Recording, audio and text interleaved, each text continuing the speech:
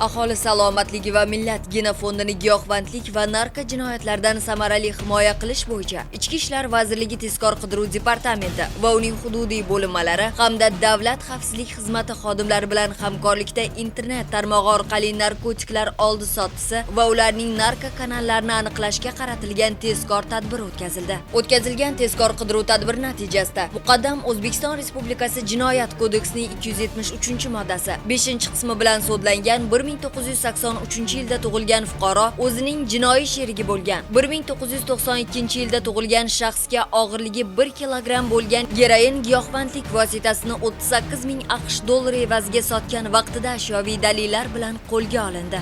Giyohvandlik vositasi noqonuniy muomalasi to'xtatib qolinishi natijasida aholimizni 100 ming dozaga teng bo'lgan zaharlanishi oldi olindi. Mazkur holat yuzasidan narko sotuvchiga nisbatan O'zbekiston Respublikasi Jinoyat kodeksining 273-moddasi 5-qismi bilan jinoyat ishi qo'zg'atilib, qamoq ehtiyot chorasi qo'llanildi.